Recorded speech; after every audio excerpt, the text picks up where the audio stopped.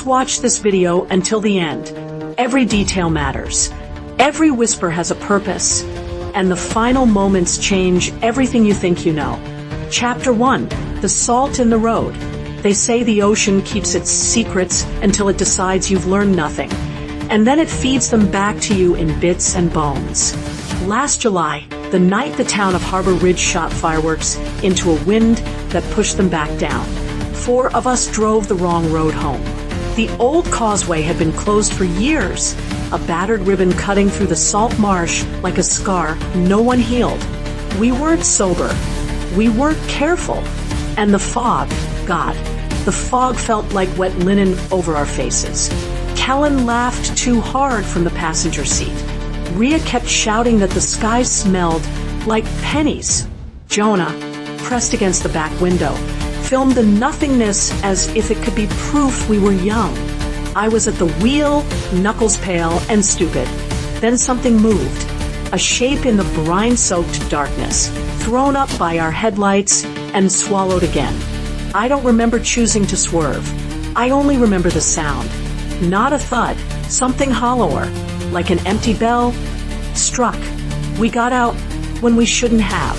We stood in our thin party clothes, our breathing already little storms in the gray.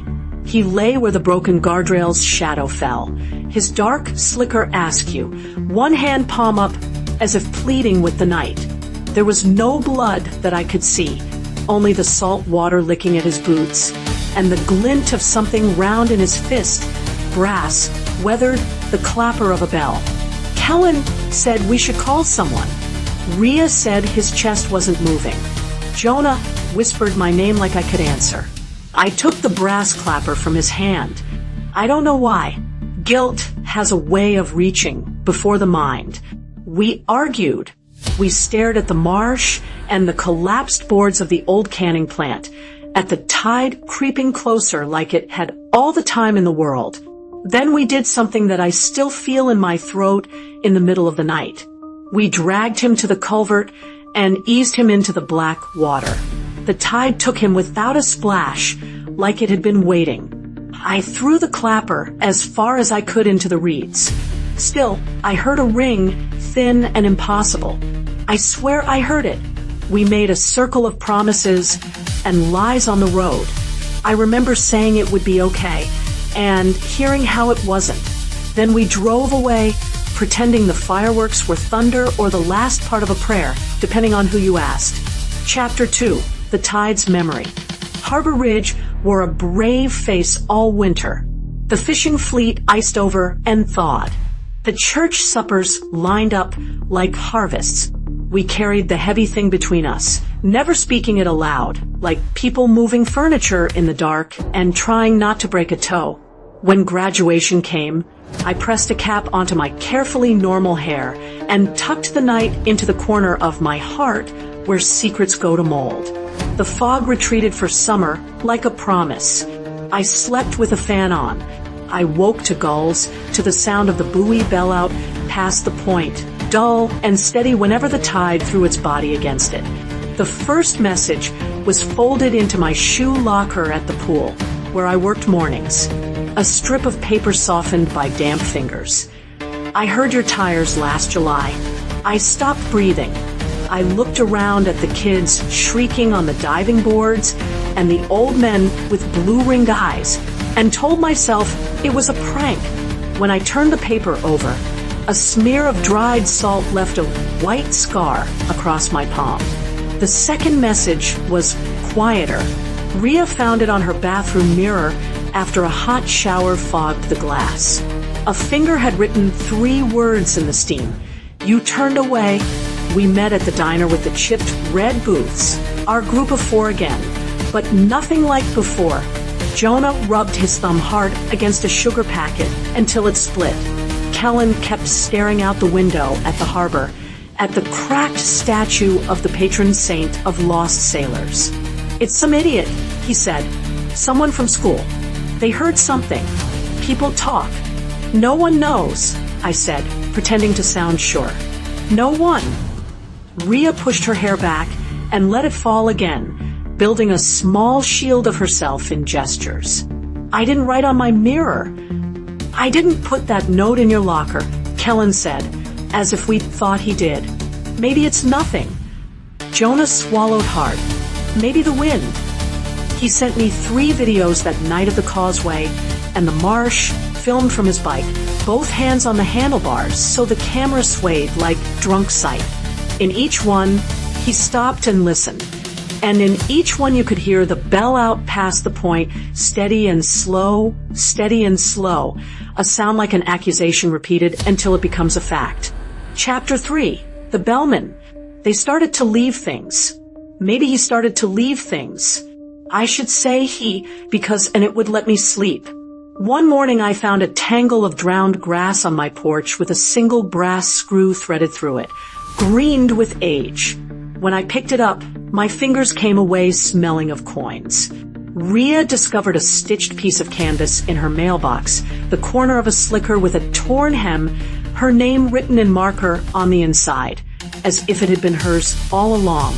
Kellen's car windshield had a circle traced on it in grit, like a mouth, like a bell. In the circle he had written a time, midnight. At midnight, we stood at the foot of the lighthouse on Gray Sister Point, the one they only light now for storms. The door is chained. The windows are silted with gull droppings and the past. We thought we'd see whoever was playing games. We thought we'd see a kid with a borrowed hook and a bad sense of humor. Instead, the fog came up like breath on a mirror again, and a shape appeared on the stairs where the chain should have made it impossible. A man in a raincoat the color of dying grass. It hung wrong on him, too big or too old, or both. His face was in the shadow of the hood, and behind him the shore bell began to toll. Not the buoy, not the bell in the water, the old bronze on the point that only rings when someone pulls the rope by hand. Once, twice, 3 times it sounded. It rattled the little bones in my ears. The man didn't speak. He lifted his hand and showed me what was in it. The clapper I had thrown. I recognized the notch in it, the scar of years, the way it had felt both heavier and lighter than anything righteous. You, I said, because sometimes a single syllable is exactly what your soul can carry. He turned and disappeared down the other side of the stairs into a curtain of mist that closed like a closing eye. Rhea reached for my arm and held on so tight it hurt, and somewhere out near the point, the buoy bell responded, as if answering an old rival who had finally come ashore. We didn't tell anyone. Who would we have told? That we had seen a man who shouldn't have a reason to hate us with a piece of proof in his hand and no desire to use a voice. We told ourselves it wasn't him, that him had no shape and no past and no hunger. That him was a haunting in the town's plumbing, and we were just catching it in the pipes of ourselves. We began to sleep badly. We began to take long, useless showers. We began to check the locks twice, thrice, and never feel them hold. Chapter 4, The Truth That Floats. I went back to the causeway in daylight when tourists were taking pictures of the gulls like they were gods with bad breath. The marsh felt less like a mouth and more like a lung then, expanding and contracting with the tide under a blue as fresh as laundry. I walked to the culvert and sat on the hot concrete and did not cry. It felt like I was sitting on the rim of a throat. There were flowers tucked into the metal grate. People leave flowers at the stupidest places. Highway mile markers, anonymous corners. I leaned closer. There was a laminated photo under the bouquet.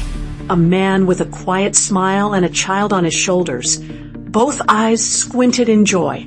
Someone's handwriting flowed across the bottom like a ribbon, taken by the water, July 4th.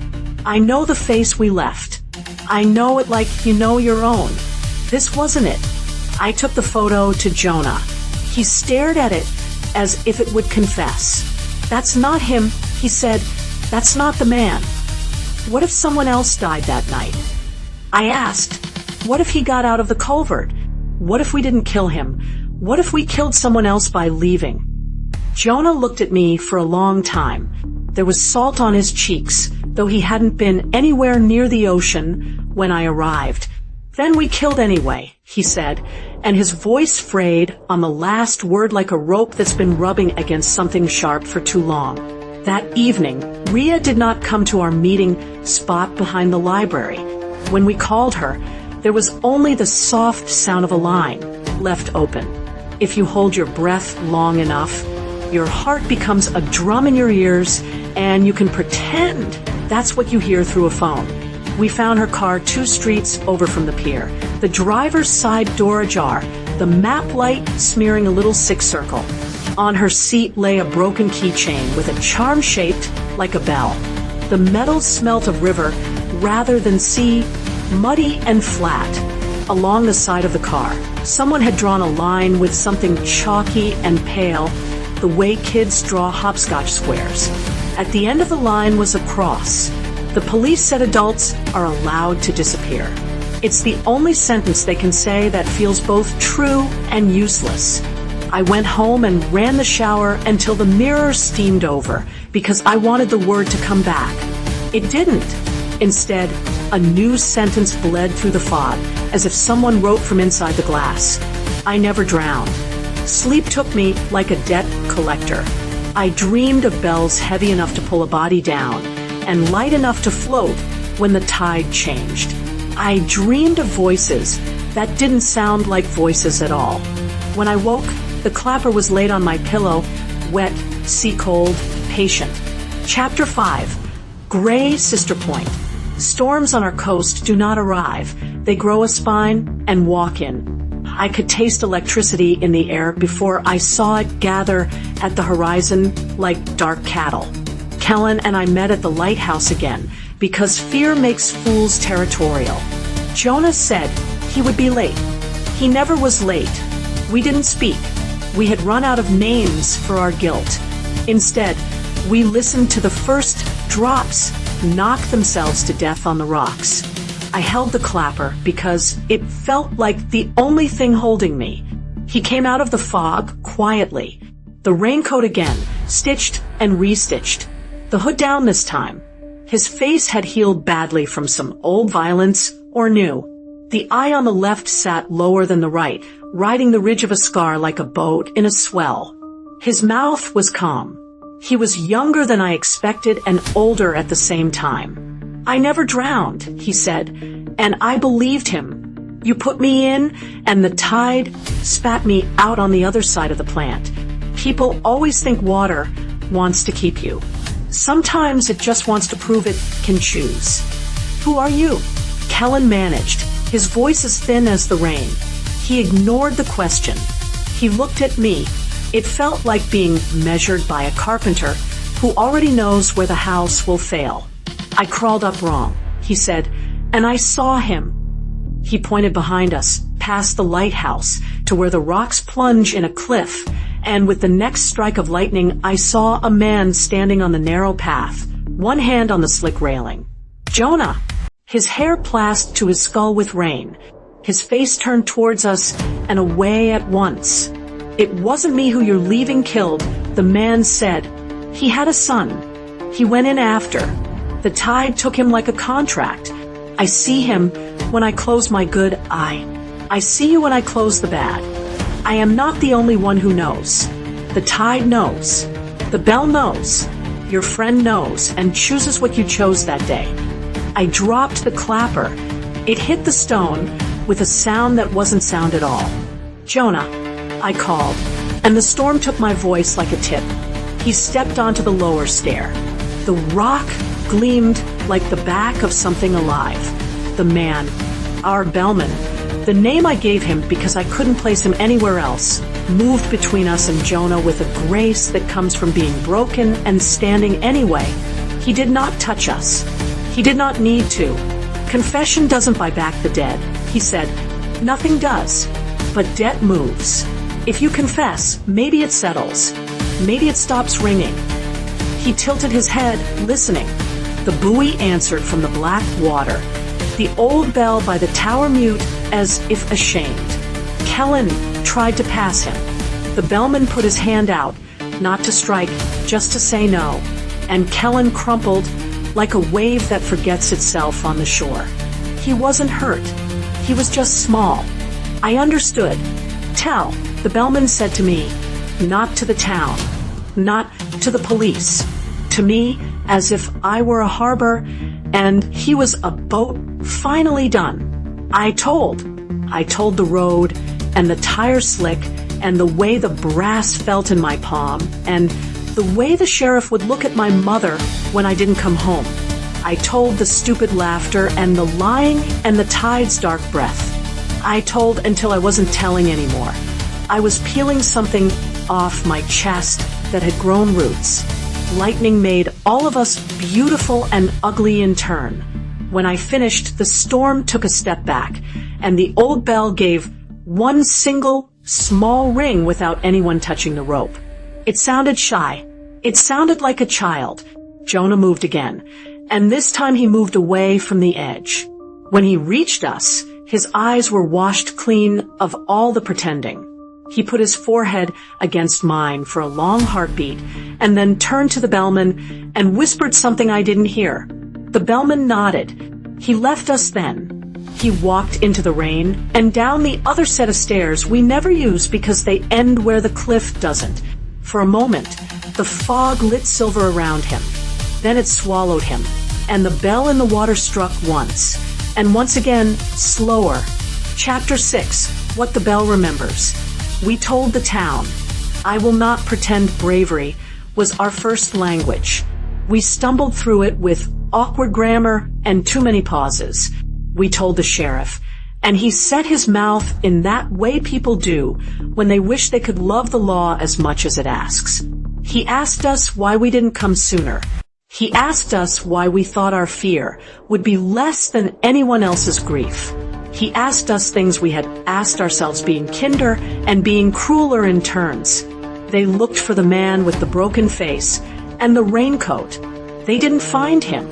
They found, by chance, pieces of a slicker in the reeds, the torn hem with stitches I recognized.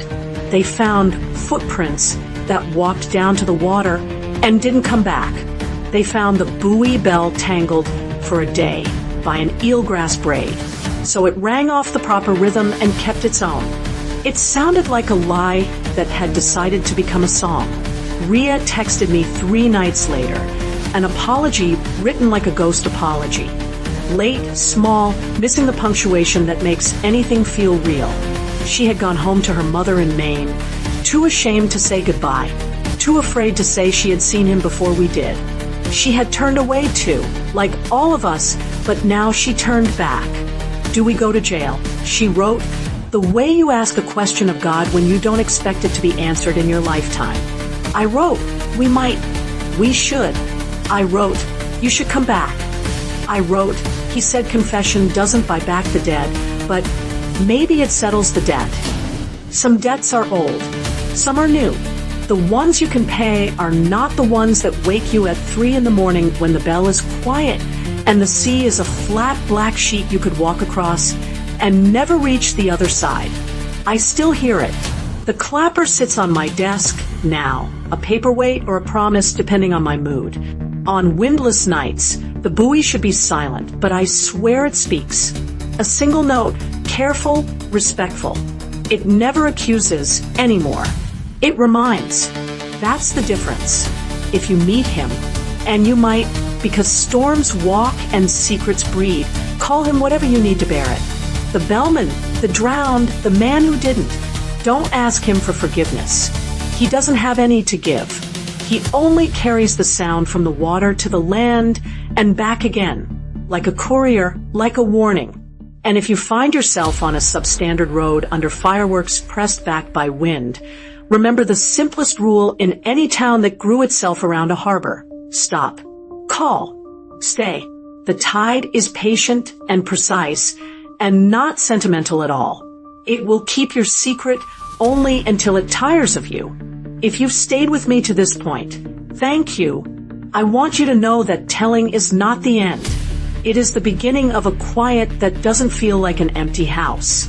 It's the quiet of a bell at rest, waiting for true weather before it speaks. I know what we did last summer. And I know what I am doing now. I am listening when the bell speaks, not for the accusation, but for the mercy in the pause between rings. If you enjoyed this tale, please subscribe to the channel, activate notifications, give a like to the video, leave a comment with your theories, and share the video with someone who loves a good scare.